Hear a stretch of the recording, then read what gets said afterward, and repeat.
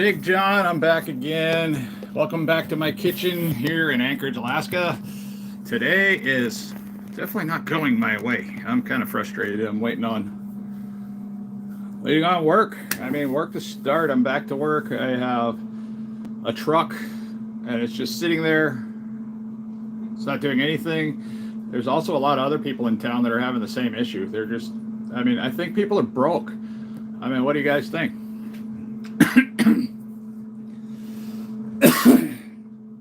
I think the economy is just crap. And normally this time of year, I would be getting nonstop phone calls to haul gravel, haul dirt, haul topsoil, something, and nothing. It's like a ghost town out there. There's some big jobs going on with some of the major companies, but there's really not a whole lot else going on right now. I was kind of surprised, even when I was riding my bicycle around over the weekend. I didn't see a lot of trucks doing anything. Like even commercial trucks hauling freight. There's not a whole lot of that going on right now either.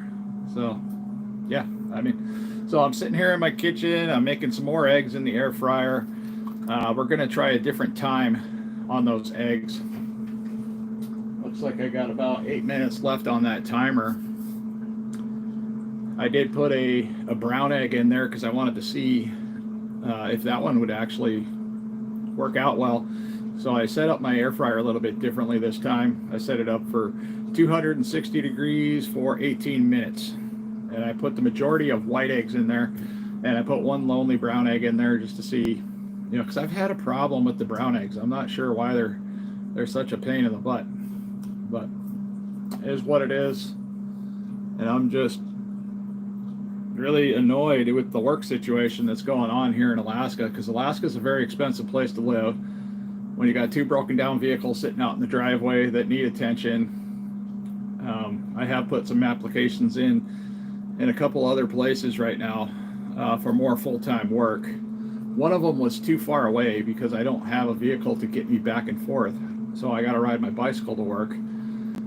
So that one's too far away to justify having to ride my bicycle all the way there and going to work. The other one is a little bit closer, so I can get there within 15 or 20 minutes riding my bicycle. And I don't mind riding my bicycle right now because I've been doing a weight loss journey for the last year, a little over a year now, and getting exercise is part of the process. But when I started losing weight, gotta unplug this here, but when I started losing weight, I lost a lot of weight quickly, but I wasn't very fit. So now I'm working on the overall fitness part after losing approximately 20 pounds or so. So having to ride my bike to work is, it's like God humbling me in a way and saying, hey, you've come this far, you did what I asked you to do. Now you just need to push it a little more and move on into the fitness aspects. And I need to get over here and get my sink started, because right now this is what I got going on here. So I got the handy dandy air fryer going on, but I got all these eggs sitting in the center rack. Temperature, it was set to 260 for 18 minutes. Now I need to get some water in the sink for when the eggs are ready. That way it can, I got a place I can just put them right in there real quick. I got this handy dandy new trash can my son brought home from work. They were gonna throw it away. Got some tongs, so when these come out I can just plop them in there and boom. And then when they're done, I got one of these, I just set them in there to dry afterwards. But yeah, where's my daughter? Which one? I have many. I definitely have more than one daughter. I have more than one son too. They're all out of the house right now. They're gone for a little while. Visiting family or out of state or elsewhere.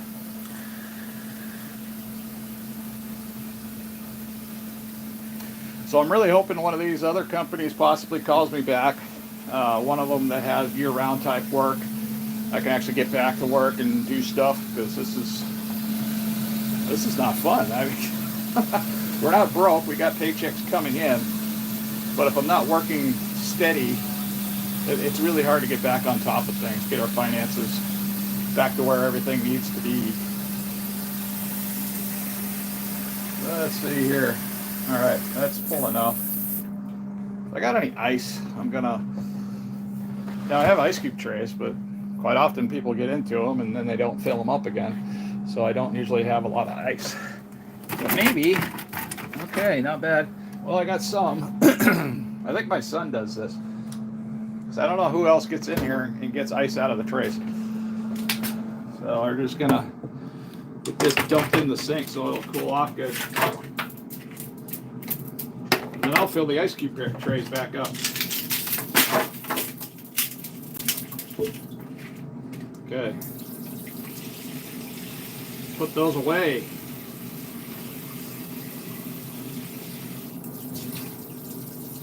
There's one.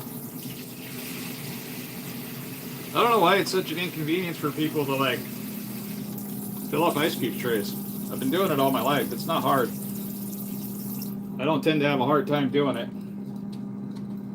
I do need to carefully get over here and get these put away somehow without spilling them or dropping them on my seat.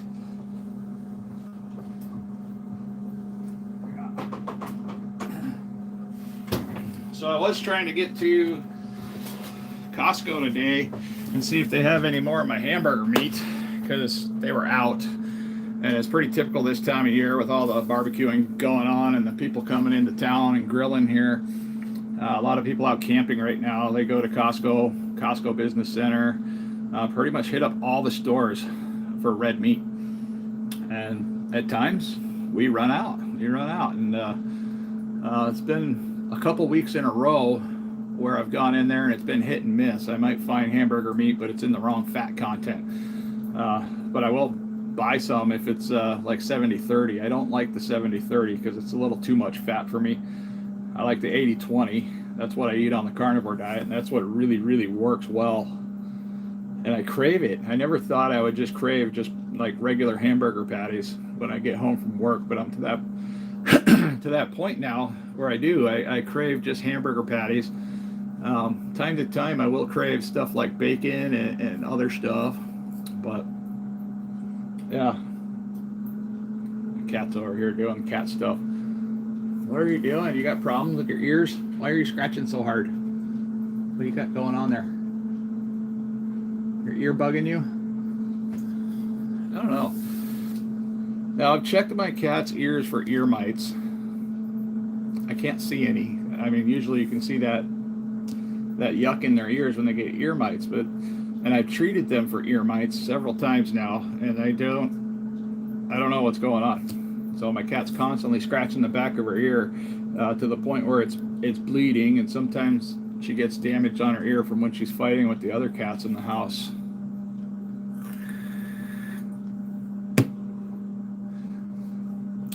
But I'm making eggs in the air fryer over here. Yeah, that's that annoying sound in the background.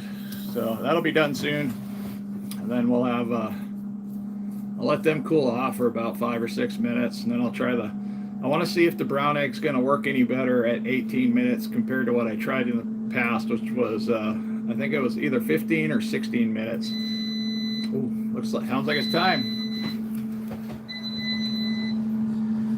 Time to take them out and put them in the sink, let them cool off.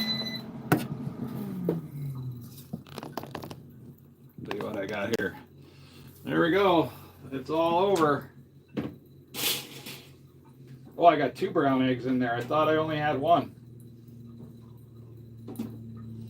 So I'm going to make just enough room so I can get my tongs in here and get it on the rack.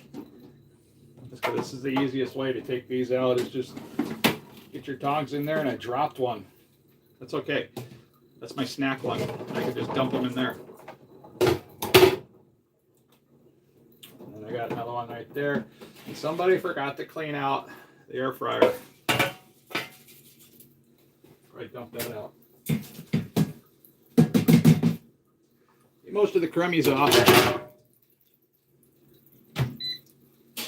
Well, there we go. We'll see how these turn out here in a little bit. Gonna give them about 5 minutes, maybe 10 minutes. I'll get back to them. Tuck this little thing off in the corner where it belongs. Get this over here and set up and ready. Then I'll run a little bit of extra water in here. Try to cool this off a little quicker. This is really cold water. It comes out of the mountains. Rinse those off. I am thirsty. I just rode my bike all the way to work. It only takes me 15 or 20 minutes to get there. And then I had to do a little bit of maintenance on the truck. I did some detailing on the inside, cleaned out the floors and stuff like that. And now I'm back at home again. And there's my cat. There's my dog. That's just one of my cats.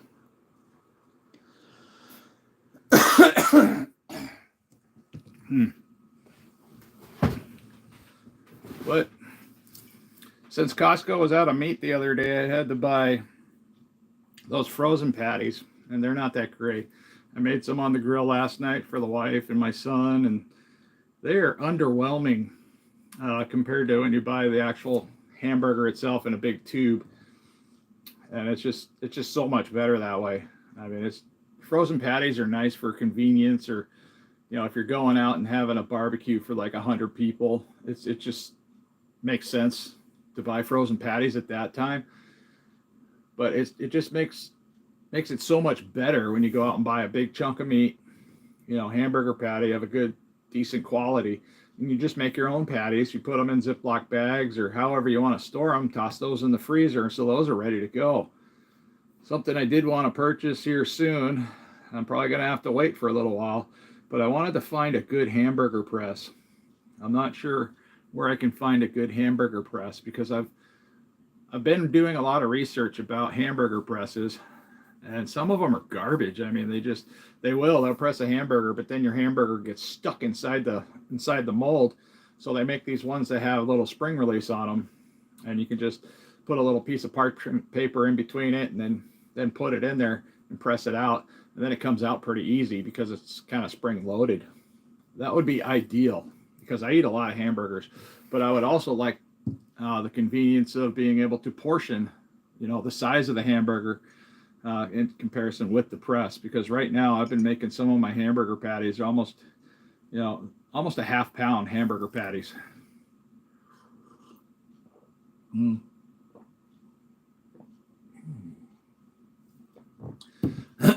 So I just called the wife here a little bit ago. She's down at Ship Creek right now. She's fishing, trying to get king salmon. I wish her luck. King salmon are kind of elusive to most people. You got to be down there constantly in order to get a king salmon. I know people that have lived up here the majority of their life and never caught a king salmon. For one, they're not as easy to catch as a lot of the other salmon. Yeah, I drink plain water all the time because it's amazing. It comes out of the mountains up here. We're on a well, even though we're in a city. We're on a well at a trailer park, and the water quality here is just absolutely. This is the kind of water people would pay for in a bottle, but you don't usually get water of this high quality in a bottle. You usually get something else like reverse osmosis with added minerals, stuff like that. But this is just pure natural out of the mountains here.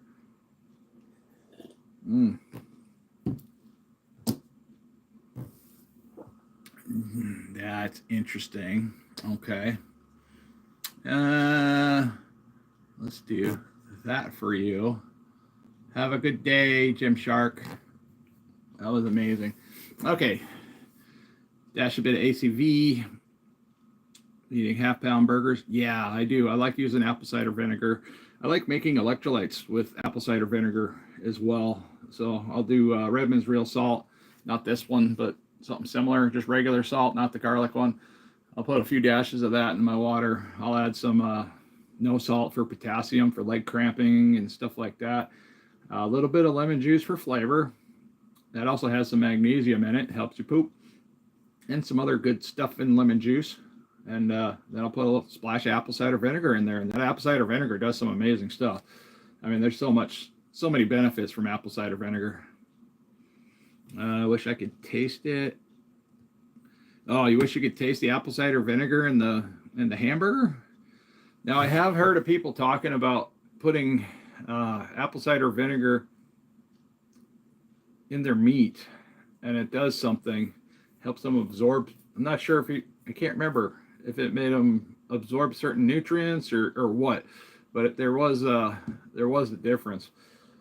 But when I make it in the water, when I use apple cider vinegar in the water, I like to put a splash of lemon juice on there because it kind of takes away that vinegary, like you just ate a pickle type flavor. How many bodies do you got? Quite a few, actually, if you want to talk about that. I think I know what you're talking about, but probably too many. And my cat wants to go outside. Let's see, how long has it been? Okay. Yeah, you're looking at me. I see you looking at me over there. Yeah, this dude. This dude wants to go out. Get out of here. Go. I normally don't let most of my cats out, but that's the only trusted cat that I have in the entire family. And my dog goes out by herself. This cat, no, I don't trust this one going outside. There's another gray one I have here. I don't trust that one going outside either. Because I have a feeling that they would get scared and just disappear. That's still a little warm. I'll let that sit for just a little bit longer. And then we're going to bust into some eggs. And I need to get some hamburger meat because it's driving me nuts. Because for a while there, we didn't have any money to go buy hamburger meat. And then we had money to go buy hamburger meat, and then they didn't have any more. And I'm like, really? That's what I eat. That's like one of my main foods.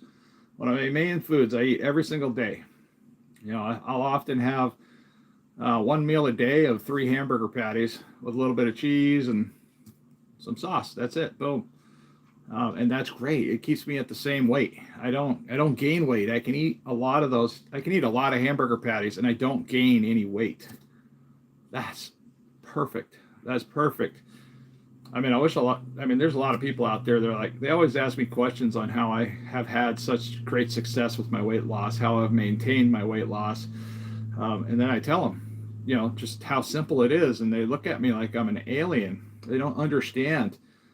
Because they're like me when I got started. I was so programmed with all the nonsense about you have to have vegetables, you have to have fiber, you have to do this or that, and once I figured out I didn't need all that, it was so much better. Let's see, you have 6? Oh, sweet. That's all? Wow, I thought it would be higher than that. Sweet baby, so patient.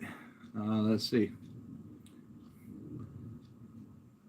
I feel better. I mean, I don't know about looking awesome, but I feel compared to what I looked like a year ago, I look like a totally different person. But that's the funny thing is when you lose over 120 pounds in a year and you kept it off for a while, you feel like you didn't change much. I don't feel like I changed a whole lot in the mirror when I look at myself because I still got a gut, I still got the man boobs going on here. I mean, it's just part of being a big guy. But it's also part of losing weight. I mean, you're going to have some excess skin, going to have some stretch marks. It's all part of it. I mean, I'm 50 years old. I got bags under my eyes. I'm losing my hair. I'm fine with that part. I don't want to have a lot of hair because this is deliberate. Because when my hair grows in, it looks absolutely ridiculous. I don't like how that looks. I want to watch you make a burger. I got frozen burgers, but that's all I got. I don't have any of the regular ones. Hey there. That looks like a foreign flag. Is that a Russian flag? Or am I wrong? I always get them wrong because there's like half a dozen flags that come through here. I get Russian flags. I get Ukrainian flags. There's not a whole lot of people from Ukraine online right now. I haven't been able to find a whole bunch of them. Where's that say? Stalingrad. Okay, I don't know what country Stalingrad is. I can only assume it's in Russia. But let's see. Jord, I am Big Man Alaska. This is my kitchen. This is where I have a whole lot of nonsense going on right now today. I made eggs in the air fryer. I got them over here. I'm also ranting a little bit about the work situation that's going on up here, because normally when springtime hits and the roads are good and we're ready to go, because I'm a truck driver, I typically drive dump trucks or I haul freight. Freight is pretty slow right now. The gravel is not moving like it normally would, because I think the economy sucks. Everybody's broke. Because normally this time of year, people are just calling for topsoil so they can get their yards ready. Maybe plant a garden or something like that, but it's just absolutely crazy what's going on here. What's with the camera? What's it doing? Is that necessary? I don't know what you're talking about. What have you done for your country? I merely exist and I pay taxes. That's what I've done for my country lately. It's just whatever. And from what I understand, all the taxes we pay, they don't even stay here. They don't really even go into the country. So I don't even know how we're fixing stuff. So within the last 2 to 3 years, our road system here in Alaska has just gone to crap. I mean, it's just, we got potholes everywhere. We got big giant cracks. They used to like overly maintain the bike paths, and those are going to crap too. So we have like, I can't remember. Somebody said we had about 80 miles of bike path here in Anchorage, and a lot of the bike path is getting broken up. So yeah, I'm gonna check out some of these eggs and see how they came out. Like I said, I got two of them in here that are brown, and I've had a lot of problems with these brown eggs. So I've tried boiling them up half a different ways, different temperatures and stuff like that, and they do not want to peel for me right. Now the white eggs, I don't have any problems peeling the white eggs, or at least not as much of a problem peeling the white eggs. I think that one's cracked, so we're going to set it off to the side. That way I can open that one first. Yipperdoodles. Dealing with eggs. You probably hear it in the tone of my voice. I'm just like not overly enthused today about life. It's like, really? Why am I not working? I mean, summertime here in Alaska is usually so busy, I'm crying for a day off. And here I am making YouTube videos about air frying eggs and seeing if I can get the brown ones to peel correctly. Because those are my problem childs, is the brown ones. I've tried boiling them. They poach nice. Those brown ones, yeah, they poach really nice. And I love poached eggs as well. Poached eggs are just awesome. Yeah, we're gonna dry those tops off a little bit. Head over to the table and see if I can drop them all on the floor to make everybody happy, because that's fun too. Whee! All right, so you guys there. I got my salt. I got some water. I got my towel for when I make a mess. Pat these dry a little bit more. Turn you guys around. All right, there you go. Biden 2024. I really hope not, man. I don't think he's all there. Not in the least. But I mean, it's whatever. I mean, I don't think we could survive another 4 years of that guy, or I don't know if he could survive another 4 years of himself. He's got one foot in the grave. He's old as dirt. And since when did all our leaders have to become like super old? I mean, like, why? Why are they all like in their 80s? Why can't we get a younger president? So answer me this: who was the youngest president we've had in the last 20 years? I mean, who do you guys think? I don't know the answer to that. I don't know who it was. So I know they seem to be all consistently old. And they don't seem to do the best job for the people. It is what it is. Dude, you think Obama was the youngest? Could have been. The funny thing is I didn't even know who the heck Obama was, when he got on the ticket. And I wasn't against him when he first got on the ticket. I had nothing, I usually wait until they they get in there and they make some mistakes. I give everybody the benefit of the doubt, but he had a lot of people freaked out when he was in the presidency. He was one of the best gun salesmen. And I think he actually had, I did some research on it. He had stock in some ammunition, and he also had stock in a couple different gun manufacturers because he was so good at selling guns. Why not? Why not buy stocks? And he had people up here in Alaska freaked out because they were thinking he was going to actually run on the guns, come after people's guns. And I don't think any Alaskan would actually stand for that nonsense. I just got a text message. I got to check it here, but I want to make sure I get these eggs somewhat dried off. Then I'm going to get into some. But if it's work, I'm going to have to go to work. Or if it's an email from another outfit that wants me, oh, that's not, I thought that one was cracked. I dropped one. I thought I cracked one of these. That's happened to me before, where I thought I cracked one. But this one here, I want to see how this peels. It feels nice and cool. We're going to try it out.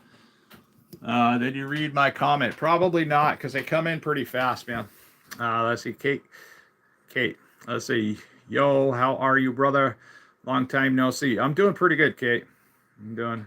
Have a local farmer that sells eggs, peel perfectly. I used to pick them up from a lady that had her own chickens here in town, and she made those eggs were absolutely amazing. Ooh, deviled eggs. That sounds great too. I would love deviled eggs. Stoned Ape. Hello, Alaskan man. I joined your stream a couple of weeks ago, and you got great knowledge about carnivore. Well, I appreciate that. I do talk about the carnivore diet quite a bit because that's really what I've been doing.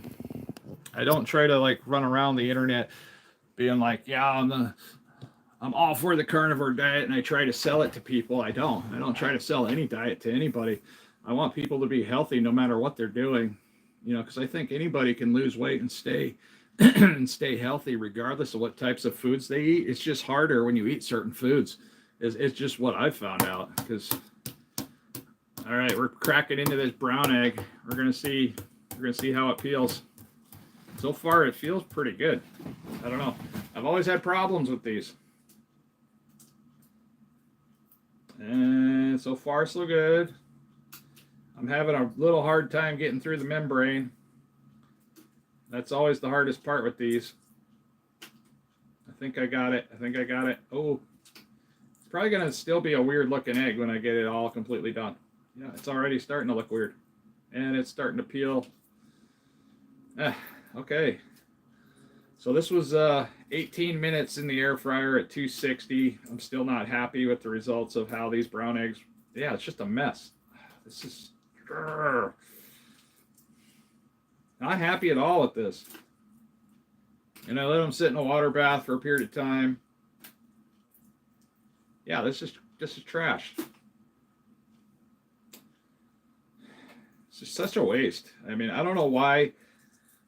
So these are the Wilcox brown eggs I get from Costco.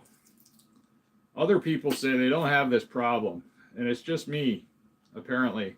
The universe is against me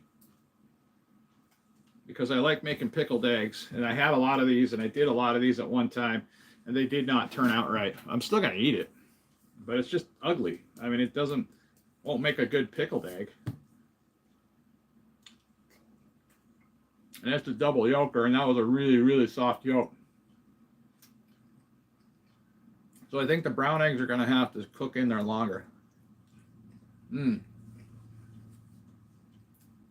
this is Redmond's real salt, garlic salt, and it tastes so good on eggs. I got to see what's going on here. Hello, I've been trying to contact you about vehicles extended warranty program. There's always that guy that comes in the room. Thank you, Doug. My vehicles are broke down in the yard, so yeah, I could use that extended warranty and get them fixed now. So this is so wrong. I'm leaving. Bye. We'll see you later, Dord. Let's see. Nothing wrong with it. Ugly eggs taste the same as pretty eggs. They do. They taste the same. But these are huge compared to these white eggs. So the brown one's a lot bigger. I still haven't mastered because a lot of these have double yolks. And I do believe that is part of the problem. But these white eggs, I don't really have a problem with these. And I cooked them a little longer because last time I did it, it was last time I did it, the insides were a little bit soft. So I bumped the time up 2 minutes longer. So it's 18 minutes now instead of 16 minutes at 260. And we're gonna see if this actually worked out pretty good, because they peeled pretty good the other way. They were just really soft inside. So I'm kind of curious to see if there's a better texture to the yolk, a little bit more firm. So far, so good. I'm not complaining. Oh, there we go. That's a nice peel right there. That's just like rolling over my thumb.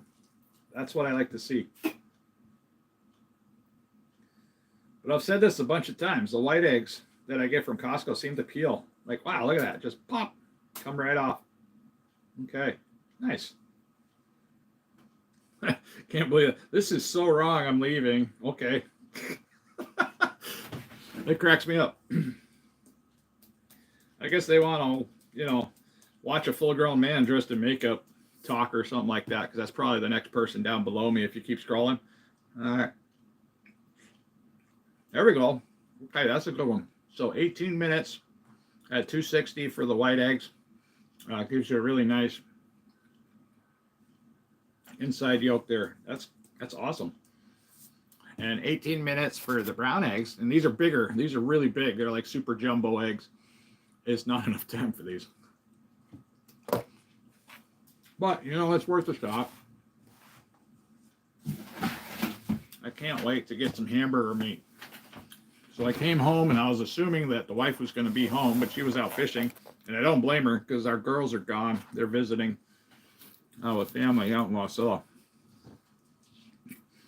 But I was hoping to come home, hop in the van, and head over to Costco to see if they had some more of my hamburger meat, because that's the cheapest place to buy it.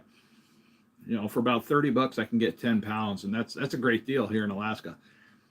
Now, if I go to other places, it's going to cost $40 to $50 for the same thing. KetoVore Journey's back. Hey there. Yeah, we're back at home. I only spent about 2 hours at the shop earlier. I know that's not anything you're probably interested in, is my truck, my dump truck, and what it does and what I'm doing to it. But, I figured might as well do something while I'm over there. Let's see. Yeah, I'm making eggs. I made eggs in the air fryer today there. It's like Zalika. I don't know how to pronounce that one. All right there. Dort says, I'm done. I thought you said you were leaving. You're still here. You're hanging out. I appreciate you for hanging out, even if it's just long enough to say you're done. That's awesome of you. Because if you didn't care about me, you wouldn't comment at all. That's the fun part about the internet, because I know when people care and when they don't care. Because people that don't care don't waste their time in commenting, because they know better. Trumpster Bob, Stoned Ape. Actually, I found some guy named Trumpster Bob below. So you think I may be the next one after that? Trumpster Bob's below me if you scroll up. That's freaking funny. Because I usually go to I have this one favorite guy. He's called Noodles. I love watching him. He's in New York, right around Manhattan or somewhere close to that. And he just records his entire life on these live streams, and it works out good for him. I mean, he's got a pretty strong stream of people, but I really enjoy his stuff, because it's just random, and I don't sit there and watch him forever. I might jump in on his streams for 3 or 4 minutes and just hang out and talk to him, because he's just, I used to live on the East Coast, so seeing a lot of the old buildings and when he's driving around is interesting to me. Let's see. Hey, Lisa Blessed Life showed up. Hey, thank you for showing up there. Greetings and blessings, all for one. Thank you. Have a good day, brother. Thank you for jumping in there, Zalika. I appreciate you showing up.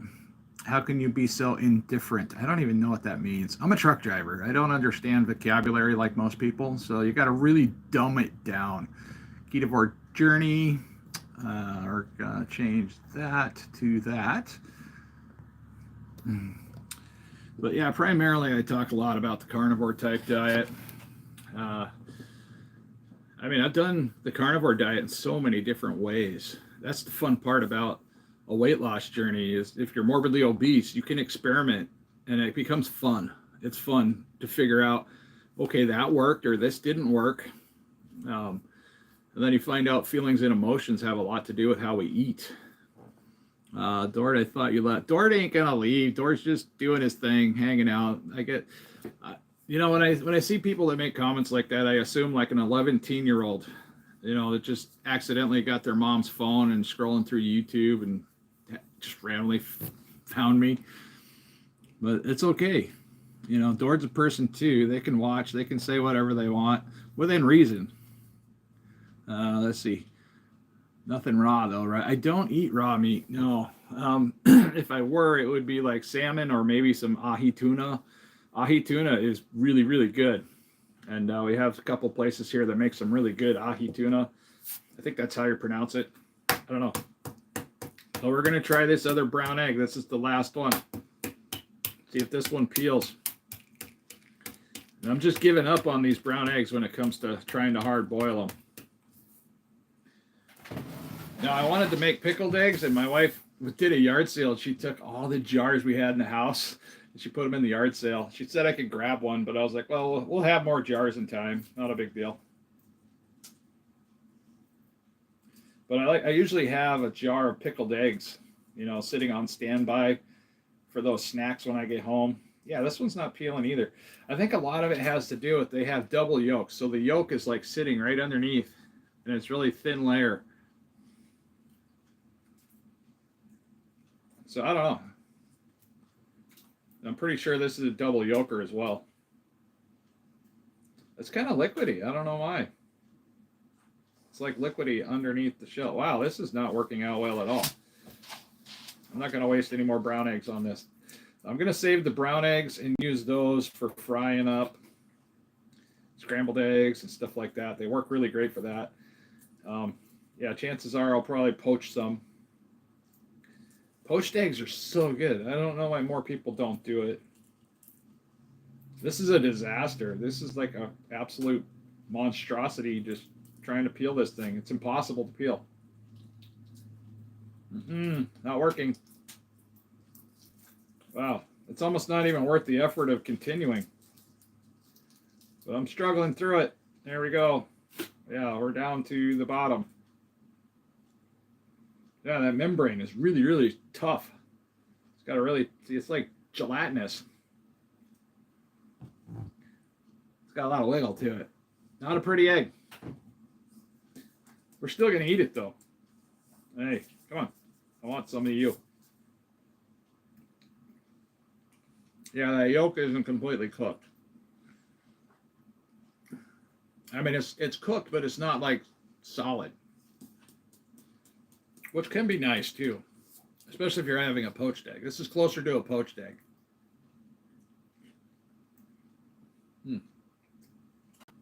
Here, dog. Hey. I'm going to pay the dog. Well, it's all right. I'm not worried about it.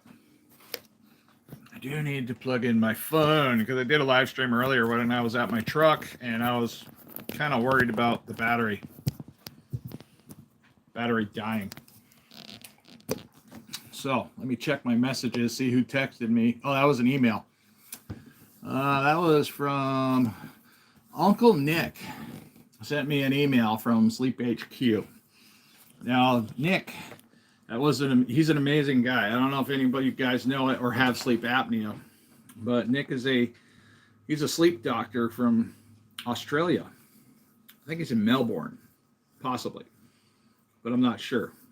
But he was the only person that actually helped me when I was struggling getting started with sleep apnea because I don't have traditional insurance. My coverage only covers the sleep study. It doesn't cover the machine. It doesn't cover the process of setting it up or anything like that. So I had to pay cash for a machine and I didn't know how to set it up. So I had to go through a process of try this and fail and try this and fail. And there was also a process of just getting used to a sleep app machine. Since I lost all the weight in the last year, I sleep amazing now. I don't require one anymore. And I went and got a follow-up sleep study about a month ago just to verify that I was okay. And they said I don't need a CPAP anymore. I can stop using it if I want to. I can continue using it if I want to. And that's just all part of it. Yes, I believe in Jesus. No, I don't want to buy a Glock 19. I got a 36, Glock 36.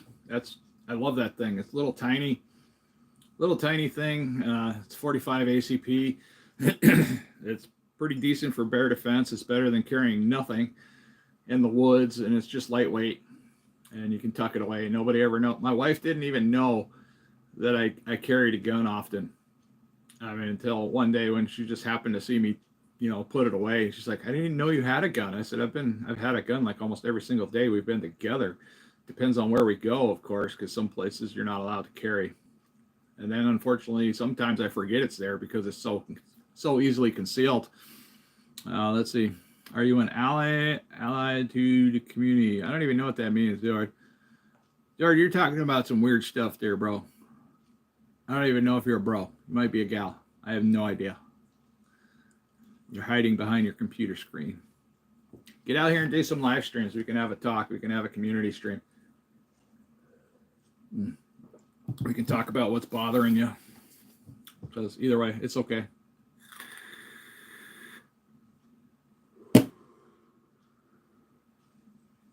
I'm just frustrated, guys. I'm frustrated because I'm sitting here at home.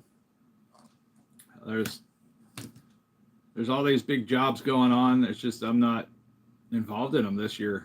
I mean, I'm also to the point where I don't know what I can do.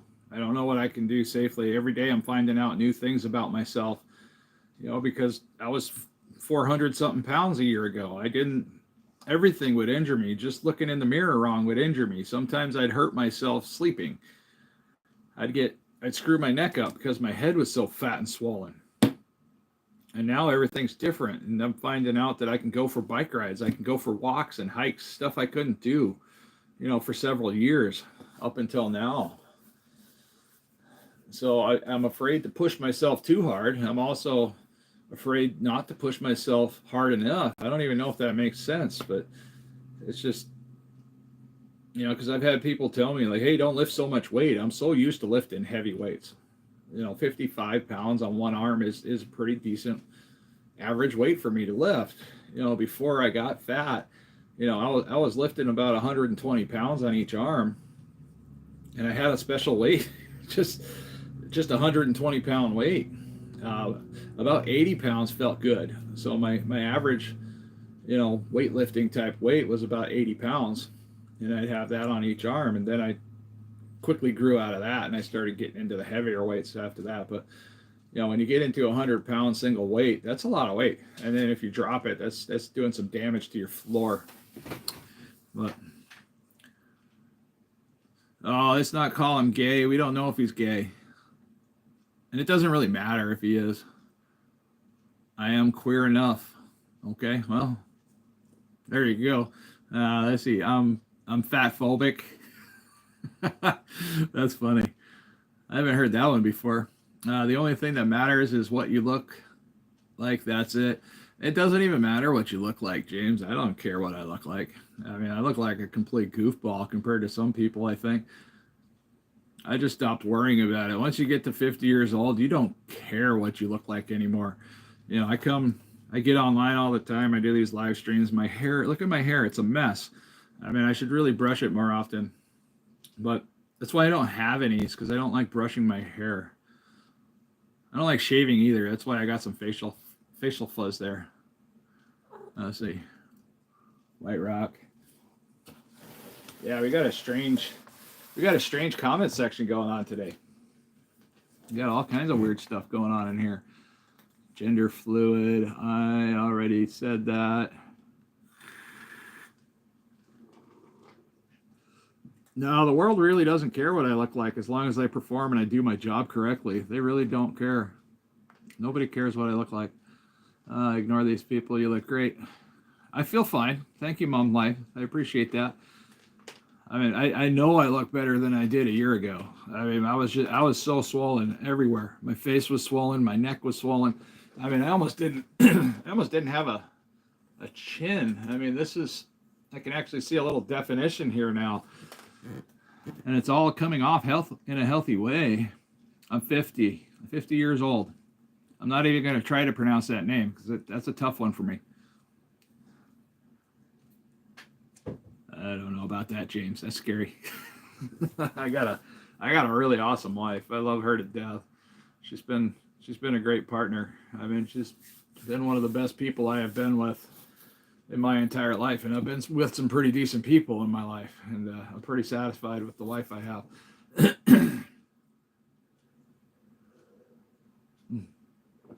Okay, I've said this a few times now, but I'm 50 years old, and since I started the carnivore diet, I feel like I'm 30 years old. I mean, I never thought at the age of 50 I would wake up at like 5 in the morning and be out the door by 6:30 on a bicycle, heading to work and enjoying it, or going for 15-mile bike rides like I did yesterday. I didn't think I would be doing that at 50 years old. I had a blast yesterday. Even though the stream sucked and I had like wobbly camera syndrome going on there, just the fact that I did it was the most amazing thing. And again, that's something I didn't think I could do. I thought I might be able to get halfway to downtown and I'd be petered out and turn around and come home. But I mean, I made it all the way into downtown. That's a 5-mile ride one way. And then I rode around town, up the alleys and different places. And I never imagined that I'd be doing that at the age of 50. I thought I'd be doing something completely different at this time in my life.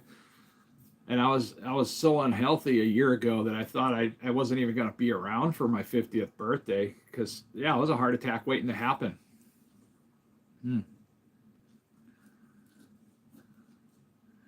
Yeah, I got a great one. She's just fantastic. Let's see, you look decent. What pronouns do you use? I don't use any. Big man, you need to be in the 100s, man. You should be considered stopping until you lose enough weight. You still have 200 plus to go. Yeah, well, so I've been maintaining this current weight loss at right around between 300 and 310 pounds.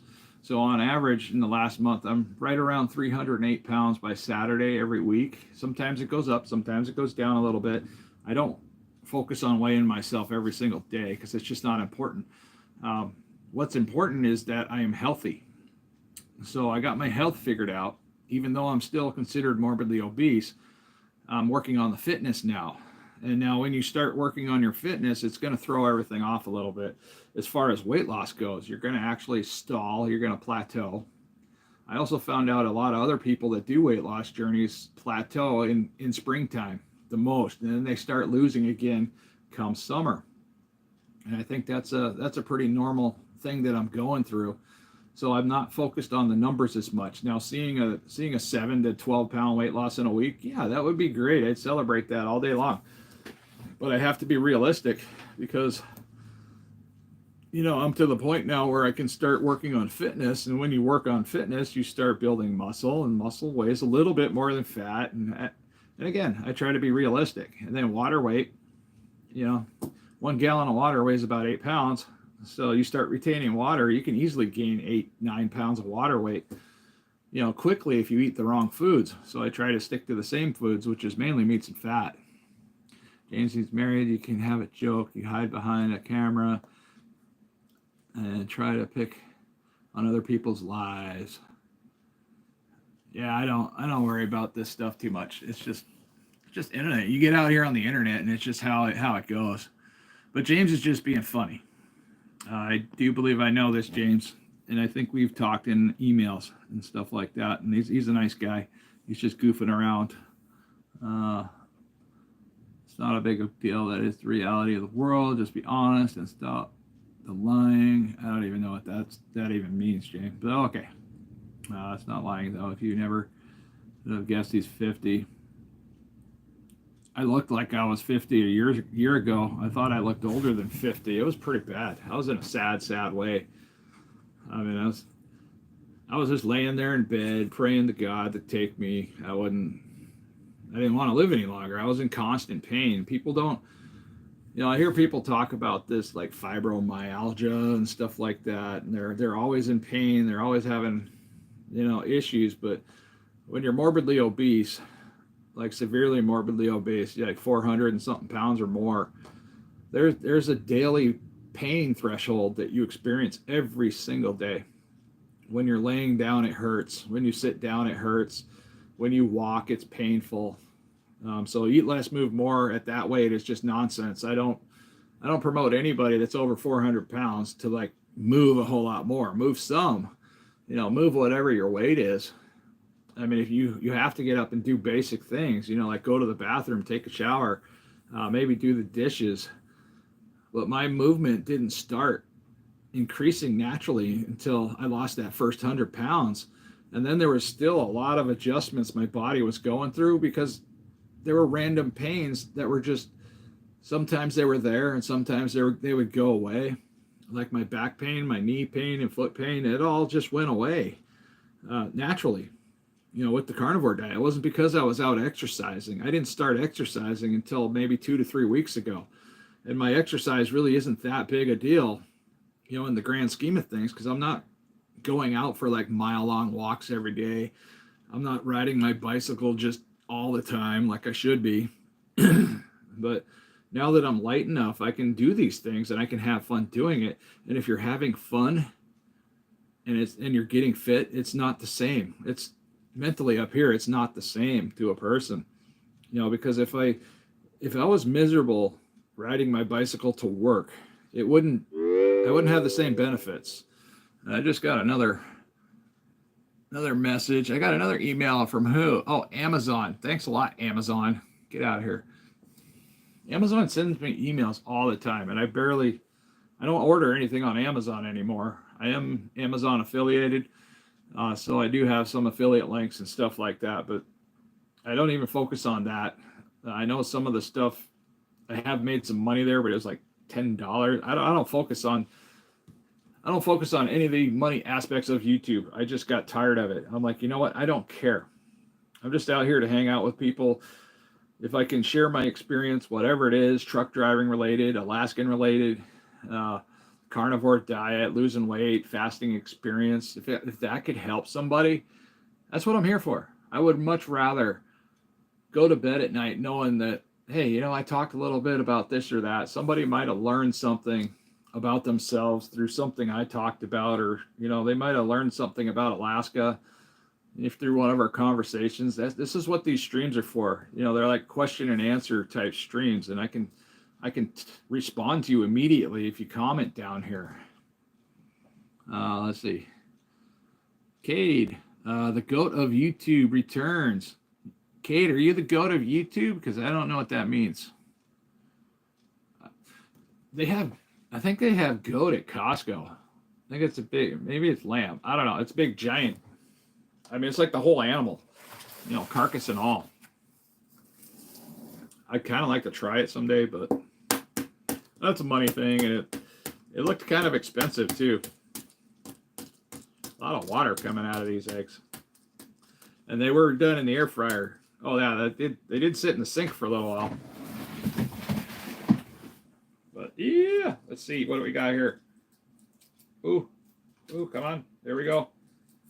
Yeah, getting through the membrane is like the hardest part when it comes to peeling eggs. If you check that out, whoa, oh, that's like one solid piece. So that is a perfect peel there. Man, I wish they would all peel that nice. They don't peel that nice for me. A little bit of garlic salt on there. Oh, yeah. If you've never had eggs with a little bit of garlic salt, you don't know what you're missing. Now, I hear Redmond's Real Salt makes a smoked salt. I really want to try that,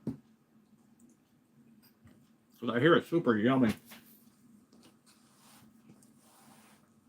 I was hoping that one place would have called me back. I might have to just go down there today.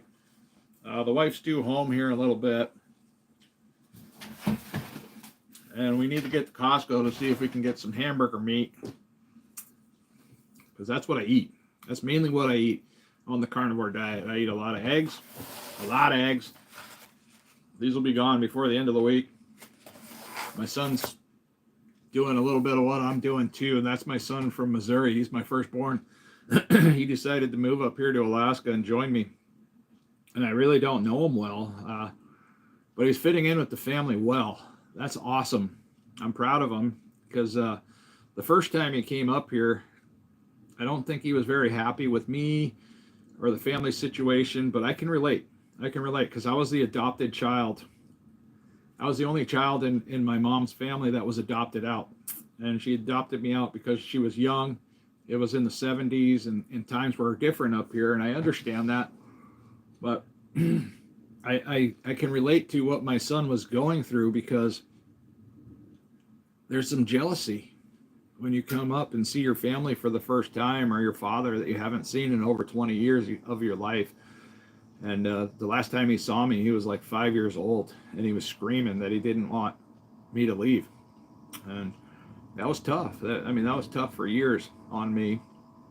But, it is what it is. We all go through these problems. But I think the first time when he came to visit, he had some of the same issues I was having when I met my family. Because I was a little bit hurt. It's like, why did you put me up for adoption? And same thing probably was going through my son's mind, when he came up here the first time. Because as soon as he got up here, I don't think he was here for like 3 or 4 days, and I was like, here's a job, because I have a real knack for pooping out jobs for people. And he got up here again, but under the influence that he was going to move here, and he was going to go to work, find gainful employment, get a place to live, buy a car, actually make Alaska his home. That's what he told me. So again, he showed up here, and just like that, I introduced him to a previous employer of mine. He liked him. Somebody approached that employer with a job opportunity, looking for a young, trainable guy. My son fit the bill at 22 years old. And poof, he had a gainful job just like that. And if he sticks it out, he's gonna be amazing. He's gonna do amazing things up here. I got a lot going on in here. Carnivore Scott, hey there. Let's see, adopted my daughter with my wife's first marriage. Best decision for all concerned, but not the easiest to live through. Very glad to have done it. Now that's also a problem I struggle with, is I don't feel the attachment to my adopted family like I probably should. They bent over backwards. They helped me out. My mom lives on the East Coast. She's been having medical issues. She went in the hospital not long ago. And I'm not in a financial situation where I can just up and leave here. I have to take care of this place first. I have to be able to take care of myself first before I can go back east and potentially, help out my mother. And she's getting old. She's 70, 80 years old or something like that. So that's a dilemma. And it's been stressing me out. That's just one of many things besides 2 broke down Jeeps sitting out here in the front yard, and I got to ride my bicycle to work. I think riding my bicycle is the least of my worries, because I at least have a bicycle to ride to work. So that's better than nothing. I don't know. Well, let's see what's going on here. You can try telling me a joke. You haven't been very funny so far, George. But you can try. I'll consider it. Great to hear about your adoption stories. But a little bit more on my adoption story. So when I was growing up as a kid, I was surrounded by my adopted family. I did not know at that time I was Alaskan Native. I didn't know for quite a long time after that I was Alaskan Native. I knew I was born in Alaska, but I had no idea that I was Alaskan Native. And I wish I did. I wish I knew it a little bit sooner. So there's that. And then after my father passed away, he died from emphysema and some nasty stuff. He used to work in the cotton mills. He was in the military before there was even a separated branch of service. It was called the Army Air Corps at that time. And he enlisted back right at the tail end of World War II. He did receive, I think he might have got a Purple Heart because he he accidentally pulled out his firearm and he shot himself in the foot, and he had that scar. And I remember him showing me that scar. That was pretty impressive. But and I was like, man, how do you do that? He shot himself in the foot, and I can't remember what caliber gun he had. I think, if anything, I think it was either like a 308 or like a 9mm at that time they were using. It wasn't a very big caliber, that's for sure. And it's probably a good thing, or else it would have just blown half his foot apart. What did the pirate say on his 80th birthday? I don't know. I have no idea. I'm not in that state of mind right now, T-Hard. I'm not trying to like, let's see, not,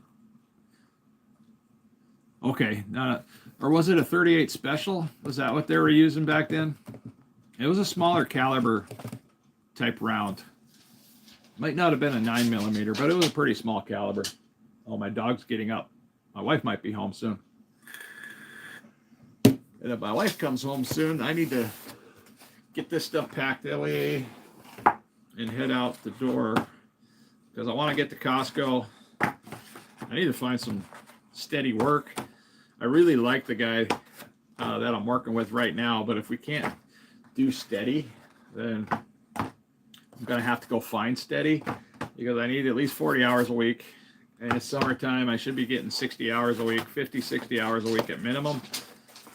And then roll into like 40 hours a week in the wintertime. That's how it should be. But whatever. Let's see. Do you need or want to close to your mother when she needs you? Life is short. Yeah, I'd love to be close to her. I have two mothers, though. My biological mother lives here, and she lives out in Wasilla. Strangely enough, she hasn't wanted anything to do with my grandkids or her grandkids, so I just kind of let it be. I mean, it's just okay. I mean, I met her. I stayed there for a period of time. They helped me get started here in Alaska. I lived alongside their shop in a camper. I guess it was my great grandfather's camper. I lived in the camper. And then after I was done with it, that camper went to my brother. I think he sold it or left it in the woods. I don't remember. But hey there, KetoVore Candy. Nice to see you there. I don't vape cannabis, just nicotine. And this just keeps me out of the cigarettes. Man, cigarettes hooked me pretty bad. I was to the point where, I don't know. I thought, I was a mess. I was a mess a year ago. 435 pounds, severe sleep apnea that was killing me. I was smoking cigarettes. I was eating all the wrong foods. And I was smoking cigarettes at the same time. But I was also vaping at the same time. So I was doing this, and then I was smoking cigarettes, and then I was doing this. And I was like, well, why not just do this? Because I tried quitting smoking partway through my weight loss journey, and then I bounced back up from wherever I was. I gained about 25 pounds within a week, it seemed like. So I was like, that can't happen right now. So I was like, all right, need an alternative. So I chose the vape, and so far this has been helping. This helps. I don't smoke cigarettes anymore. This is all I do. I don't chew tobacco. I don't like tobacco products, but it is. Hey, Carnivore Scott's out of here. Nice that you jumped in, though. But I also don't really promote these. But I will say that this is probably 95 to 90% healthier than smoking a traditional cigarette all day long. Because so far I haven't heard of anybody dying from cancer with vape products, even though there's a bunch of crap science out there. And it is crap science to try to scare you away from these products.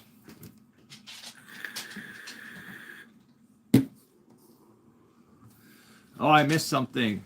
Something got deleted. Was it good? Was it a good delete? I love it when you get to flex your muscles. Lisa Blessed Life got to flex her muscles today. I love that part. Let's see. Vapes aren't good in my opinion. Not everybody thinks they are, but I've been doing them since the beginning. Uh-oh. My neighbor's here, and she's got something in her hand, and I don't know what it is. Oh, okay. She left us a little gift. Hi. Look out, Sadie. Got my dog all stirred up. Sorry about that. Hi there. You guys were awake. What you got? I've got Oh, pineapple upside down cake and pineapple upside down cake. Just showed some, up at my door. some lemon here. Oh, thank you. Lemon with buttercream frosting. Awesome. What's that? Good morning. Oh, okay. You're just gonna leave a little message there? Thank you. I didn't know if anybody was up, so anyway. All right. Yeah, I'm doing a live stream, so you're on live YouTube. Haha. All right. We'll see you later. Thank you.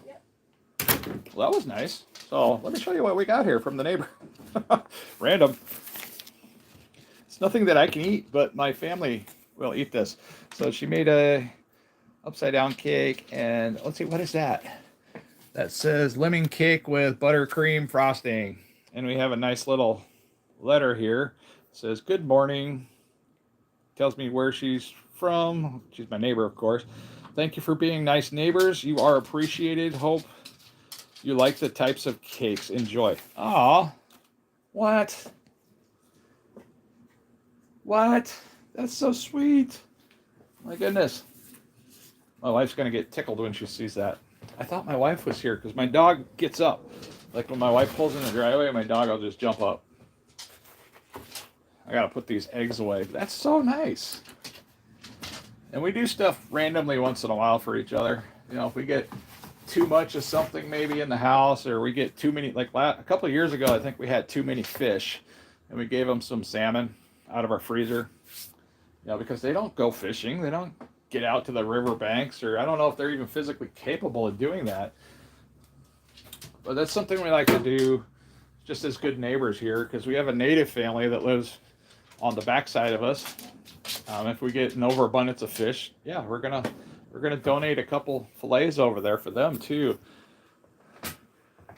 But yeah, that's amazing. I didn't know she knew how to bake. I'm thankful, even though that's not what I eat anymore. My wife and my son will definitely love it. My son, my stepson will love it. My girls are gone for like a week, so they won't even get to enjoy it. That's so funny. Let's see. Never been poisoned though, so I guess I don't know what's going on there. Let's see. Still sweet intention. Yeah, Anna, that's lovely. That's super nice. I mean, it's been so many years, you know, because when I lived on the East Coast, we used to do stuff like this all the time for neighbors. You know, we'd bring them cookies or something. Like when I was a kid, I used to bake. I was the baker in my household. My mom, my adopted mom, she didn't know how to cook hardly anything at all. So if it didn't come out of a can or cat, hey, move over. I'm trying to do stuff here. But yeah, my mom didn't know how to do much as far as homemade type cooking. She never spent a whole lot of, and I remember some of the drastic, devastating moments in the kitchen that she would have. The worst one was when she was deep frying some food. So you know how you have those deep fryers that just sit on your counter. I can't remember if she was making French fries or what, but for some reason she was picking up the deep fryer to move it. And I can remember it like it was yesterday. The deep fryer bumped into something, or something hit her arm, and all that hot oil got on her leg and burned her severely. I was only like 7 or 8 years old at that time, and I can still remember that scream in the back of my head, that shriek that came out of her when that hot oil hit her. And then we had to go immediately to the hospital. It was bad. It was bad. Because she had to like strip off her clothes like right there, and it was too painful for her to put clothes on over it to even go to the hospital. So we were going to the hospital with her in her underwear, and I'm just like a little 8-year-old kid crying in tears, and I was just so upset, because we think our parents are invincible. When you're a parent, even if it's an adopted parent, we're just like, wow, that sucks. I mean, I was worried. I was terrified. Because I never saw, at that time of my life, I never saw anybody get that hurt or hear that type of agony come out of a person. It was just crazy. Yeah, good call. Shiva, his buddy is picking the magnet back up. So we got new chapters. Let's see. I didn't suffer that much. I mean, I know people that suffered a lot more than me. I try to I try to keep that in mind because there's a lot of people out there, they suffer more than me. And just last week, I was sitting at a traffic light, and we have a lot of homeless people that walk around with cardboard signs. This guy, he had problems. He had severe problems. His foot was messed up. He was hobbling around with this sign. He probably goes out there every day just trying to make a few bucks. And he was doing his thing. I rolled down my window, and we got to talking because it was a long traffic light. And I was like, man, I'm like 1 or 2 weeks away from hanging out with you guys here with the sign. I said, we'll probably wrestle over that sign. And he's just like, oh no, man, we'll take turns. I was like, wow, that hit me. He's like, we'll take turns. We all get along. We try to get along out here, and because people run on some real tough times in life, and I'm nowhere close to that, thankfully. Once poured castor oil into a syrup, and my neighbor annoyed it terribly. Unfortunately, his children also drink that syrup. Oh, that would taste so bad. Right, Ron, but seriously, that's the best procedure to minimize the injury in immediate moment. Yeah, well, when you're 7 or 8 years old, there ain't nothing nothing to minimize anything when your mom gets a 3rd-degree burn. And almost she didn't need skin grafts, thank goodness. I had one of my ex-girlfriends threw gasoline in a fireplace, and it had some hot embers in it, so all the gasoline blew right back at her. She needed skin grafts. That was bad. She was a really nice girl too. I miss her. I lost contact with her many years ago, but yeah, she was one of my favorites from back in the day. But yeah, she got severe burns from being goofy with gasoline and fire.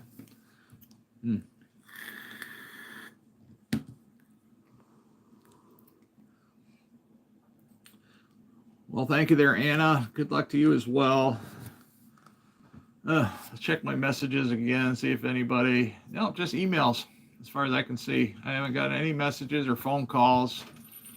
Just Amazon and Uncle Nico from Sleep HQ. What a great guy that guy is. If you don't know who Uncle Nico is, check out CPAP Reviews. CPAP Reviews on Facebook and CPAP Reviews on YouTube as well. I do believe you can research him through Google, but the guy's a wealth of information. If you're having struggles with CPAP usage, that is the guy that I would go to all day long. And he sent me a message a little while ago, and I tried to cater to his request, but he wanted the information off of my SD card because my weight loss has been just so amazing. And over the last year, and my sleep apnea has been completely resolved. So he was wanting the information off that SD card so he could compare notes with other people that have had similar, sleep apnea success. Because in my opinion, the carnivore diet has cured my sleep apnea, mainly because the carnivore diet gets rid of all the inflammation factors. So there's very few inflammation type factors with the carnivore diet. There's no seed oils, there is some histamine issues depending on if you're sensitive to certain meats, certain aged meats specifically. Sometimes there might be a histamine response for some people with the proteins in eggs, traditional eggs like I just had earlier. But yeah, sleep apnea is brutal, guys. I mean, if you got it, take it seriously. Figure out how to make a CPAP work for you. And it took me a lot of time, took me a lot of practice. I found out that my lungs were so damaged that when I would first put the mask on, it was like I was claustrophobic. I couldn't take the positive pressure because my lungs were dying. All my organs were dying from lack of oxygen. My brain was dying. There was all kinds of issues there. But when I started the carnivore diet, all of the inflammation in my sinuses and my lungs and my throat, the phlegminess that I used to get in my throat went away. I mean, I was coughing up phlegm chunks every single day, and it wasn't because I was smoking cigarettes or vaping. It was because I was consuming too much sugar, too many carbs, too many vegetables that converted into sugar and turned into glucose, and then it creates a lot of yucky phlegm in your throat. Didn't know that was a problem, and after I got rid of all that stuff with the carnivore diet, it went away. Weird. Okay. So, I mean, so having a piece of this wouldn't wreck my day. But if I were to have a piece of this, and then I'd have another piece of this, and then I added in a piece of that, this lovely cake over here, whatever this is, this pineapple upside down cake, this looks great. I mean, I might actually have a little bit of each one. But the thing is a little bit. That's it. You got to stop there. But my problem is I would eat like the whole thing. So I'd eat a huge giant chunk of this, and then I'd be back 10 minutes later eating another big giant chunk of this, and then I'd want a half of that. And it's just, I had to break that cycle, and it took me a year to figure out how to break the cycle, just eating meats and fats. And the fact that for me, eating meats and fats is the answer. And for millions of other people that I've met, it's the answer for them too. So that's why we do this weird thing called the carnivore diet. And it doesn't have to be done 100% perfectly, but the more strict I am with the carnivore diet, the better experience I have with day-to-day life, day-to-day living. If I ate some of this wonderful gift that I got here from the neighbor right now, within 2 to 3 hours, I'd be wanting to take a nap. I'd have a severe sugar crash, and I'd probably almost have to go lay down and take a nap. So I try to avoid stuff like that. But 1 or 2 bites, you'll be just fine. You're not going to have that drastic experience like if you had a big giant piece of cake. So at least this is just my experience, like what I've been going through with the carnivore diet. And I want more burger meat, and I thought the wife was coming home so we could go to Costco and get more burger meat because I really miss it. I don't like the frozen patties. The frozen patties are so gross to me now. It's just not the same. Yeah, most people don't know about inflammation. Inflammatory symptoms is typically linked to the majority of cancers that we have in this country. You get rid of the inflammatory products, you get rid of the inflammation, you're going to naturally have a lot less cancer in your society. But when people are consuming just deep fried everything in seed oils, and then the temperature factor, if the oil is too hot, that turns into a carcinogen as well. So you're just inviting cancer. And then when you put sugar and powdered sugar and high fructose corn syrup in the mix, which is what cancer wants, it feeds on sugar. It feeds on lack of oxygen. So if you're lazy, like I was, where I wasn't moving a lot, I was just mainly sitting in a big truck or sitting at home at the kitchen table. I never went out for walks. I never went for bike rides. I didn't go for any adventures. I just go lay down, go to bed, and watch a movie. Like millions of Americans that I know around, and other people around the world, they do the same thing. They do the least amount of anything they can do and expect to survive with great benefits. Well, they find out quickly all that catches up with you really fast. It catches up with you like, boom. All of a sudden, you're just like, I don't know how I got this fat. I don't know how I got this out of shape. It just happened. It happened over the last 10 years is usually the case. I'm an expert on how to get fat. I know how to I could teach somebody how to get super fat. And I'm not talking about, gaining weight. Some people want to gain weight, but they're wanting to gain healthy weight, not necessarily the type of weight that I'm talking about. Pizza, that's what wrecked it for me. It was pizza, because I was eating pizza 3, 4, 6 times a week sometimes. I even worked at a pizza place, and I was eating pizza like all the time. But at the time I was working at the pizza place, I was a little bit more active, so it was kind of balancing out the two, as far as obesity and my addiction to pizza. But once I stopped working at the pizza place, I got a job that paid a lot of money, and I didn't have to move a lot at the job, but it paid a lot of money. So we were out to eat like every other meal of the day. About the only meal we ate at home might have been breakfast. And then I'd be out to eat for lunch. And sometimes I'd have 2 lunches in a day, or sometimes I'd eat dinner, and then I'd come home and I'd eat, dinner at home. So there's like 4 or 5 meals potentially in one day. That's how you become morbidly obese really fast. And then I was snacking all the time. So many snacks. I felt like I had to have snacks with me at all times.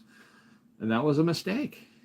And that's why I love the carnivore diet, is because once you get your body accustomed to natural meats and fats, you don't want to snack like you used to. I got chips in the other room. I'm not craving potato chips. I'm not craving popcorn. I miss popcorn.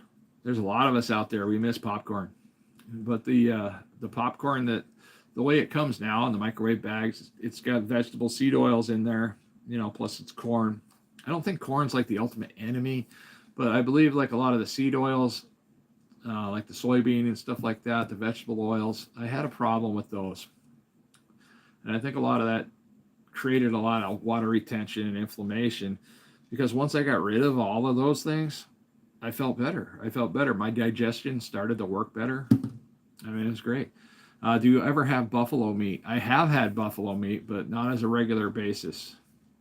Let's see. I just bought 10 pounds of 80/20 yesterday at $2.97. I try to eat grass-fed, grass-finished. Pass up, great deal. Hey, KetoVore Candy, was that here in Alaska or is that down somewhere else? Because they were out. They were out. I went Friday because we weren't working Friday. So the Costco Business Center here, that's the place that sells it for approximately that. I think it's over $3 now, Alaska price for 80/20. And I think I had to buy the 70/30 or their version of 70/30 something, 10 pounds for right around $2.97. Oh, California, Albertsons. Okay. Ooh, that's a good deal down there. That's not bad. I would think you could find it a little bit cheaper, but Albertsons, that's kind of like going to a car Safeway here or Fred Meyer's or Walmart and buying meat. But so that means if you have a Costco Business Center close, chances are the meat prices there are going to be less than that, maybe down to like $2.50 for the same thing. But yeah, but since we have two Costcos like within a few blocks in either direction, so we got the regular Costco for traditional Costco shopping. They have a lot more products and selection to choose from, and then we have the business center, which caters to mainly businesses. So you're not going to find a lot of the odds and ends or a very big selection in the vitamin section. So it's pretty much broke down to bulk stuff for businesses, and that so far has been the best meat prices in town. Well, that rumor got around quick that their meat prices were so good, so they can get in like 1,000 pounds of meat and theoretically be out in 3 days because people will just buy it, and they'll freeze it and they'll store it. We're really efficient at long-term storage for meat here in Alaska. We know what we're doing. We've been doing it for, they've been doing it for hundreds of years, and that hasn't changed. So if you can get a really awesome deal on a meat product, people are just going to buy it up. And then we're going to bring it home. We're going to freeze it, and then we don't worry about freezer burn up here either. I know people that throw away stuff because of freezer burn. Seriously, we just rinse it off, get the freezer burn off, cook it up. We eat it. If there's something odd tasting about it, it's usually because you have mold in your freezer or mold in your fridge, and then the mold will actually, make the food taste a certain way. So if it's got a weird flavor, or turn it into dog food or something like that. But yeah, okay, we do have a Costco Business Center that is by my work about 30 miles from me, but I've never been there. If you have a Costco membership, which I would hope you do, if you have a Costco close by, you can go into a Costco Business Center. You don't need a special membership for a Costco. And a lot of people here were confused. They thought that was only for people that had businesses. And even though we have a business technically, you don't need anything special. You just go. If you got a Costco card, you just go there. If you're not a Costco member, you can still go. I think you can still go there and sign up for a membership at the business center too, just like you can at the regular Costco. Freezer burned food bits become doggy offerings, which isn't bad. But yeah, I've had freezer burned fish. I've had all kinds of freezer burned meats. We just rinse it off and cook it up. No different than any other meat that was in the freezer. But yeah, as long as you don't have anything funky growing in your freezer, the freezer burn really doesn't affect it at all. It doesn't make it bad. I've never found that freezer burn has made food bad. Oh, right on there. If you got one right by your work, absolutely go check it out. I would recommend it highly. Go straight back all the way to the back of the store. It's kind of the freezer section it's a big section. It's just where they keep all the refrigerated stuff, the dairy and the bulk meat products, and you can find some amazing deals, especially if you're down there. I mean, you can find some killer deals. You can find so much meat down there at a much better price. And that would be the only place I would be buying meat. I would never buy meat at Albertsons again. The only time I buy meat at other places if they're having a killer sale here. And I shop by price. I don't shop by, certain types of meat. If there's a really good price point on meat up here, anything like $2.99 and below, or right around $3 a pound and below, yeah, chances are I'll pick it up. Chicken wings, I've gotten those for 89 cents a pound. Chicken drumsticks, I've been able to purchase those for 89 cents a pound. That's for 40 pounds. And yeah, that's the best way to buy stuff, in my opinion. But yeah, grab that Costco card, KetoVore candy, and head on over there and check it out.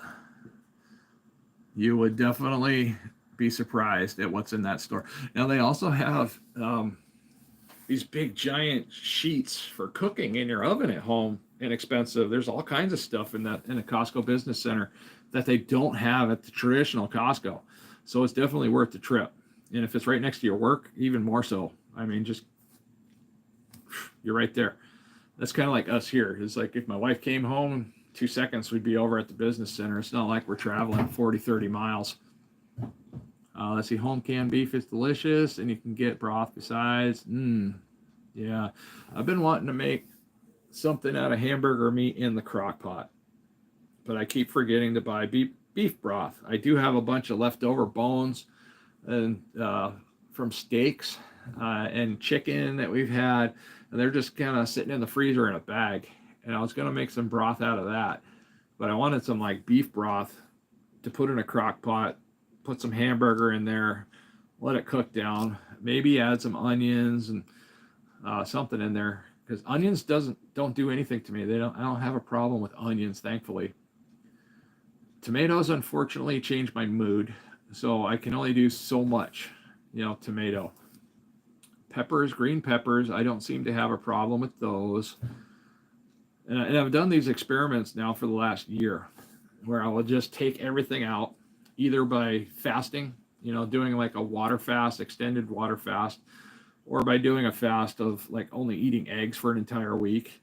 And then the following week, I might try adding in one little specific ingredient for that week, seeing how I feel for 2 or 3 days. And if I start feeling swollen or irritable, I can kind of put that into that food category of, all right, I know I'm going to feel a certain way if I eat certain things now. So I pay very close attention on my feelings at this point. Let's see. Something about a tattoo. I know that might be uncomfortable for you to publicly explain and admit the meaning of your tattoo in front of everyone, but there are also those of us who know the real thing. Well, this one here, I got this one when I was in high school because I could put a Rolex watch over it. I had pretty expensive taste in watches, and my parents didn't even know I had a tattoo here until I was in my 20s. But that's why I got this one. This was done by some guy that just got out of jail. He did that one. Now this one over here was done by a relative, and I had imagined a much smaller one, and he said he only does big ones, and he did it for free. So he was just learning. He was practicing, and I was like, okay, have fun with that. And I was super excited. He did this one in one sitting, and it's just a phoenix. I got another one somewhere else. Oh, there it is. Now this one was done by a neighbor that was just messing around. That's the only 3 that I got, and it hurt when I got back here. It hurt a lot. Like, this is real sensitive back in there apparently. And then this one here, it really hurt. I got grease on me. I was working on my truck today. But this one here really hurt when it got along these tendons right here and across these bones. That was painful right there. But it was really annoying here because when the needle hits certain tendons, you're like, you're trying not to move. Yeah, that was no fun. And this one here, I had it professionally touched up, and it was pointless. I was like, pointless. I shouldn't have spent the money, because overall this was free. This was free. That was free. Yeah, didn't have to spend any money on them except for this one here where I had it professionally touched up, and I think it was $50, and it really didn't stick, and it wasn't worth it. So yeah, crazy. Let's see. I heard the tattoos hurt in the back of your arm. Yep, that's where it hurt. It hurt. I'll admit that.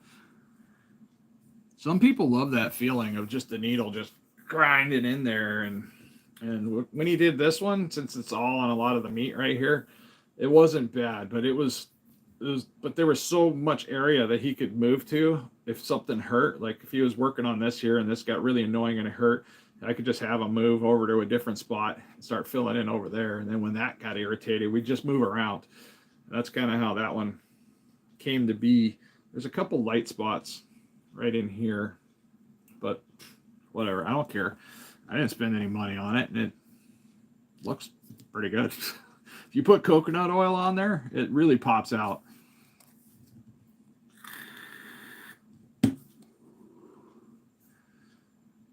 I got my first tattoo and I ran away from my grandfather. I got my second tattoo when I came out of the closet when I was 12. Oh my goodness. That's so funny, dude. Where do you come up with this stuff? I mean, what do you do with your life, Dior? I mean, you're just like lonely or something, hanging out at home, just trying to find something to do, or I mean, I don't judge people for anything. Oh, and my wife, of course, she doesn't send me text messages. She sends me a voice message, and I can't listen to a voice message when I'm doing a stream. So that means she's probably done down there. Hopefully she caught a king. I hope she did. That would be fantastic because we don't have any fish in the freezer. And her fishing trips is usually what puts fish in our freezer. And it's almost noon. I haven't heard from the company I applied with. I thought I'd hear something by now, maybe after lunchtime. I still need to get to Costco. I'll get some more meat. I'm not having any fun being this stressed. My battery's looking pretty good. Let's see. I have never noticed your dimples before. Boy, what is it with women and dimples? They see dimples and they're like, oh, I never knew you had dimples, and they try to stick their finger in there, and it's like, you know that people have been doing this to me for like since I was born. Yeah, it's crazy. I don't have a smoker. Although if I wanted a smoker, I could just walk down the street and grab one out of the front of the road there because the neighbor's giving one away. I thought about grabbing it because I can use that for a smoker. It's not very pretty, but I can make it work. Yeah, I don't get it why. I'm trying to look at your profile picture there. Your profile pictures are this big, and I thought I recognized no name there, but that's somebody different there. But yeah, I have heard women like dimples, and I don't know why. I've never figured that out.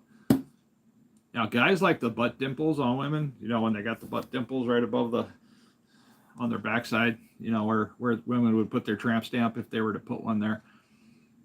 But yeah, that's a thing too. So I can't even explain why I like that. So I don't know if, I guess that's kind of equal. I don't know why. Sometimes we just like things. Okay, that explains it there. You guys don't know why either. They're just one of those things. It's like you know, like certain little indentations in people's cheeks or something.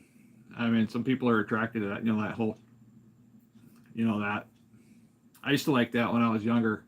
The younger girls I dated, I liked it when their cheeks were in a little bit. And then I went through a phase where I was into legs, and I don't know. I could go down a dark rabbit hole with that, with all that stuff that I thought that was attractive from women over the years.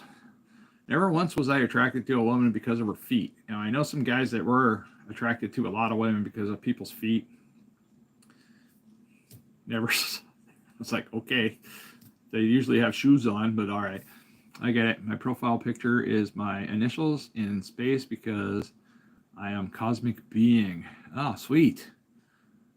You realize I can't see any of that right here. I mean, it's like that big. It's like that big. So I can't see really any detail. Like Holly Hobbies, I know her. I've seen her profile picture 100 times, and no name, that's a new one, but I can at least make out a face there. Drizzy, what's going on, Drizzy? You finally showed up. I've been waiting for you all day. I thought you were going to be here a little bit sooner, but I'm happy you showed up nonetheless, because, we've been talking a lot about stuff today, like work and stuff, Alaska topics, and, a little bit about how I lose weight and how I keep the weight off. But I'm doing pretty good. I wish my work situation would pick up to be regular, because it's almost 11, well, it's about 11:15 here Alaska time, and I should have been working like hours ago. I rode my bicycle to work because my Jeeps are broke down. Can you believe that? Both of my Jeeps are broke down, Drizzy. I'm sorry. I said Dizzy. I didn't mean to insult the name there. Drizzy. Yeah, my Jeeps are broke down, so I ride my bicycle to work. I went to work for 2 hours. I got dirty. I did a little bit of greasing and cleaning up the cab, and I parked the truck back in the shop. And I'm home now. I'm annoyed because I should be working. It's sunny, beautiful outside. Check this out. Hold on. I hit the wrong button. I do that a lot. But yeah, let me show you what outside looks like. That's my entryway. That's my cat. My cat likes my entryway, but it's gorgeous outside. And the reason I built that entryway is because sometimes the light is just amazing. I love how that looks. But yeah, life's going pretty good, other than the fact that I'm not working. I'm not making a lot of money. I'm just glad that I own my home. And even though I have 2 broke down vehicles, I don't have car payments.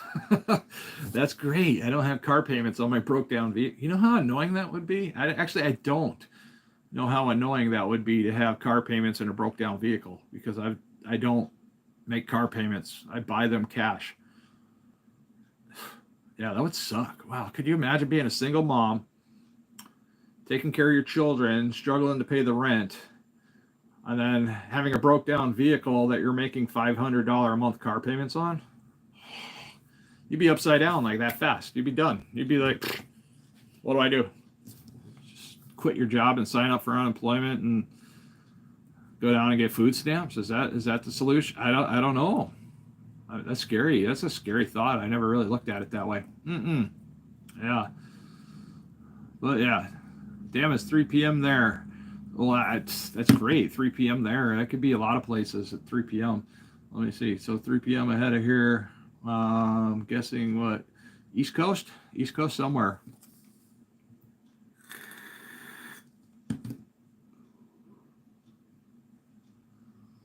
Uncle John. Nice to meet you. You're an interesting guy, but you are a little bit weird. I admit it, but okay. You're a little bit weird too. That's why we hung out for so long. I mean, if we weren't weird, we wouldn't be talking to one another. And I have a neat little feature here where if I don't like you, I can just click a little thing and it just vanishes people like that. I don't know. It's cool. But these people that have these like blue highlighted names on here, they have that advantage too. So if they see something that's real trashy or inappropriate, they just off into YouTube Netherlands. You can pick another stream, because there's a lot of them. I mean, if you just push my face and go whoosh, whoosh, like this, you can see some really weird stuff. Somebody did that earlier, and they said there was somebody strange down below me in the next stream, which is funny, because there's a lot of these people doing these live streams, and I find them incredibly boring. And there's only a couple out there that actually talk and like say stuff and do stuff and like respond to people, but a lot of them just sit there and sometimes the camera's just facing a window or a creepy doll, and it just sits there for hours, and there's 100 people watching. That makes me wonder about people, because I'm only able to get I think the most people I've ever had in a stream was like 54 people, and that was for a short period of time, but I was on the fire that day. I was just talk. I was on a topic that people were wanting to hear, and I just kept going with it. I just run with whatever comes to mind. And sometimes that works, sometimes it doesn't. Let's see. Timberland said it best. Let's see. I'm sorry, Sleazy. Okay, the number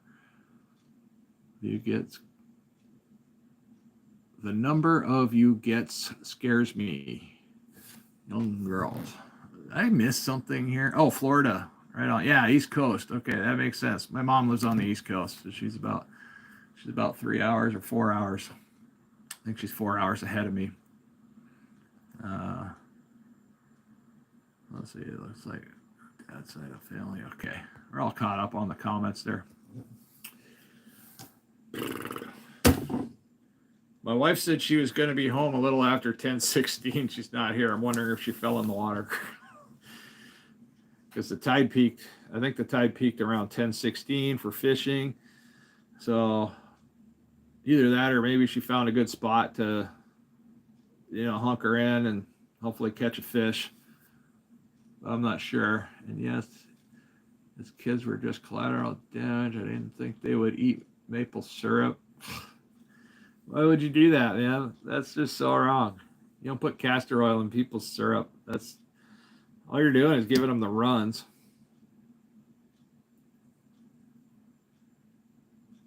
Let's see, simple as that. Let's see, are you going to eat a steak today? No, I'm not going to eat. I want to eat some freaking hamburger meat if we can get some in the house. And so the boat, so Alaska receives everything. A lot of stuff comes up on the boat. We got two different boats. We got Totem. It used to be Horizon. Now it's called Matson. Matson containers. So a lot of our food comes up in the containers and gets distributed all around the state on Sunday. And so a lot of that meat will come up in a container.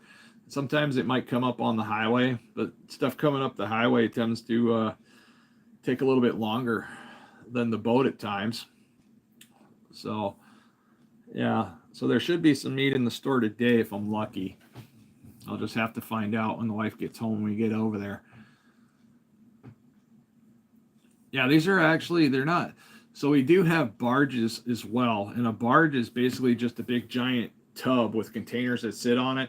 And the barge itself has really no control. So they might link them up like 2 or 3 barges with containers stacked to the roof, but they're connected by these big giant chains or cables to basically like a tugboat, and the boat just pulls these barges up the river. Now the boats that deliver are like Matson, those are actual container ships, and Totem as well. That's a container ship, and that has a motor and it can control itself in the dock. Now the barges require like 2 or 3 tugboats to get the barge like up to the dock and in place. That's an undertaking in itself, just trying to get something lined up. Let's see. Oh my God. You didn't like that, dude. I don't know what's going on there. Okay, I got that part. Interesting. Do you guys do self-sufficient foods while the boat comes in? You grow veggies and stuff? Now, we didn't even get a garden started this year. We had so many bug problems with the garden last year. The only thing we got to grow reliably was carrots, and the carrots got slug infested. And it's just a process of just trying to figure out how to keep the bugs out and the animals out, because we have wild animals. We have rabbits that run around freely, so the rabbits get into the vegetables. I mean, that's why the whole vegan lifestyle didn't work out too well for me, because a lot of the food that I was eating when I was doing vegan were, same thing. We're out there, we gotta kill the bugs. The rabbits get into the food. We got to kill the rabbits. We got to trap them or do something to get rid of them. And it just seemed, it's like pointless. Just kill the rabbit and eat the rabbit, and you don't have to worry about it coming back, because rabbits they'll breed that fast. I mean, yeah, we got rabbits everywhere. Let's see. I used to barge food once a year to bypass 1 or twice a year. Our seasons were too short to grow. Only green peas, bunching onions. But yeah, you gotta have the right type of rabbit. Somebody else sent me a message. Maybe that's work. Oh no, that's Rob Wilson.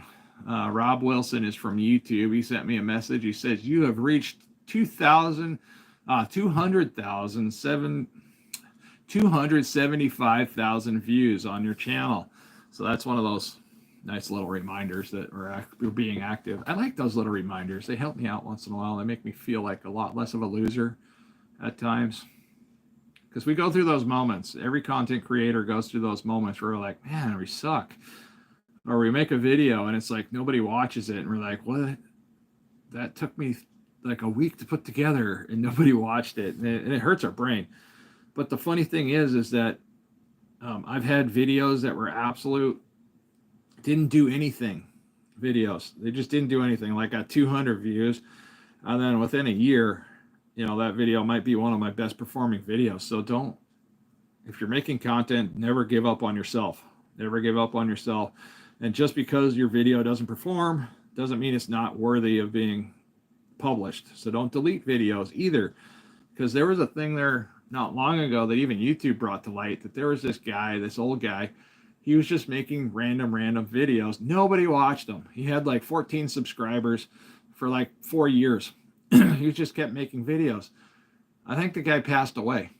And then all of a sudden his channel took off like lightning for no reason. They don't even know why. It became popular.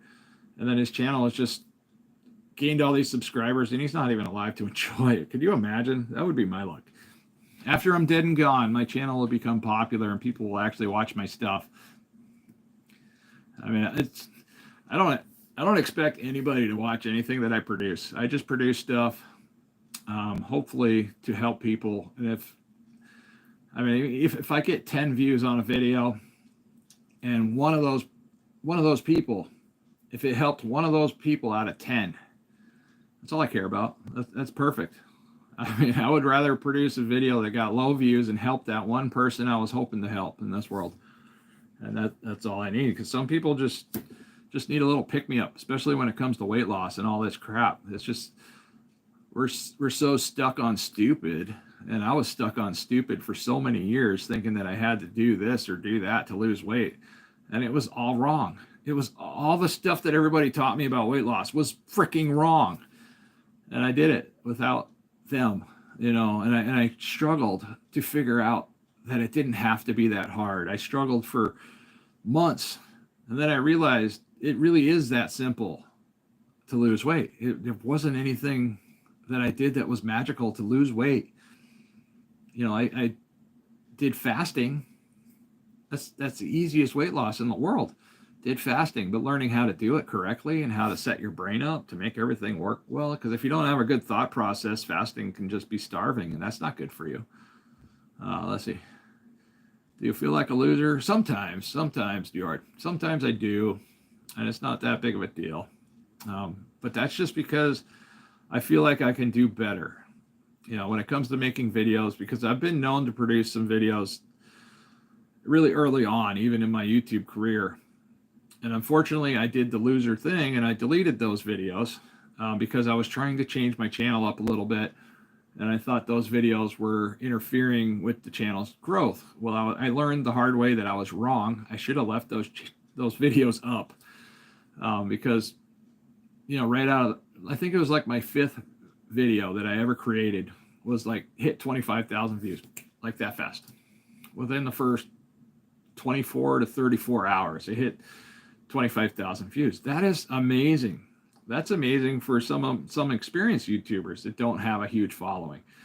I mean, it's just great. 25,000 views can run an entire channel for an entire year. Just one video with 25,000 views.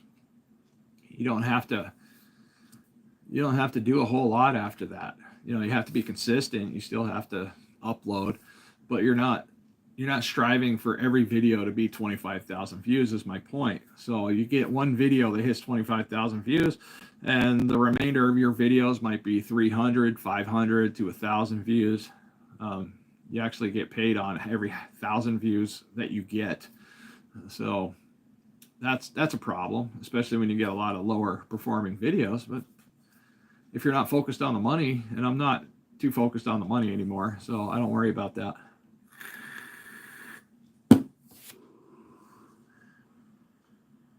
Let's see. All right, I haven't heard from my wife in a while, so I'm going to duck out here. This stream's been going on for like an hour, 49 minutes. So I'm going to get off here. I'm going to give her a call, see where she's at, see what's going on. Is it hot there in Alaska or cold? It's been chilly. It's been a chilly year so far. Start to our spring. I mean, I got to wear a coat, a jacket, or a hoodie just to go riding around. In the afternoon it warms up. I think it got to around 70 degrees yesterday, but it's still been pretty cold. Yeah. Let's see. Understood. Have a great day. All right, we're gonna duck out here. I need to give the. I see what you did there, Diord. Gonna give the wife a call and see what's going on. All right, you guys take care. I'll be back later on.